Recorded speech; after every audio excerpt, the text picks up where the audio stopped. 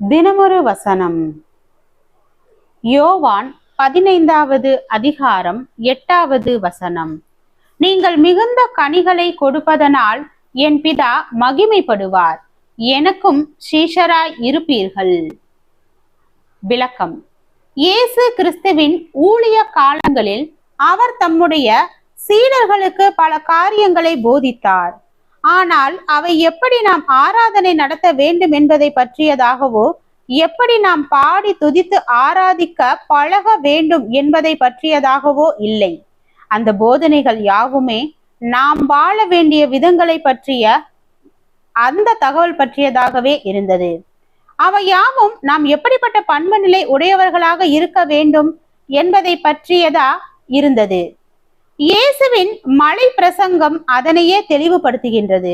இந்நாட்களில் ஆழமான அனுபவமுடைய கிறிஸ்தவர்களாக வாழ விரும்புகின்ற பலர் எப்படி நல்ல ஒரு ஆவிக்குரிய வாழ்க்கை வாழ்வது என்பதை விட எப்படி ஒரு நல்ல ஆராதனையில் ஈடுபடுவது என்பதற்கே அதிக கவனம் செலுத்துகின்றனர்.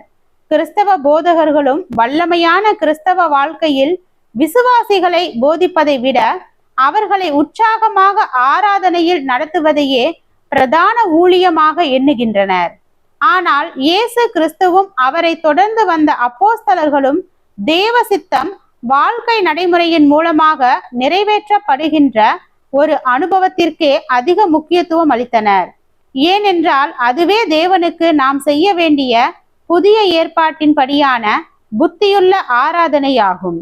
ஆனால் இன்றைய நடைமுறைகளை பார்க்கும்போது ஆவிக்குரிய வாழ்க்கை என்றால் நாம் செய்ய வேண்டியதெல்லாம் உற்சாகமாக தேவனை துதித்து ஸ்தோத்தரித்து பாடி ஆராதிப்பதுதான் என்ற சிந்தனையே மேலோங்கி நிற்பது தெரிகின்றது.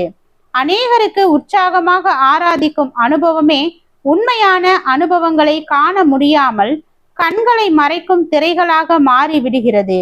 ஆராதனை ஈடுபாடுகள் அந்த ஒரு விதமான திருப்தி ஒரு செயல்பூர்வமான கிறிஸ்தவ வாழ்க்கையை வாழ்ந்து காட்ட வேண்டிய தேவையை குறித்து சிந்திக்க இயலாமல் செய்து விடுகிறது. இதற்கு மேல் நாம் செய்ய வேண்டியது ஒன்றுமில்லை என்று எண்ணி சும்மா இருக்க செய்து விடுகிறது. உற்சாகமான ஒரு ஆராதனை வேலை என்பது அவசியமற்றதோ தவிர்க்கப்பட வேண்டியதோ அல்ல. அதே வேளையில் மிக மிக அவசியமானது எது என்பதை குறித்த விழிப்புணர்வை இல்லாமல் செய்து விடுகின்ற ஒரு மயக்க மருந்தாக ஆராதனை மாறிவிடக் கூடாது.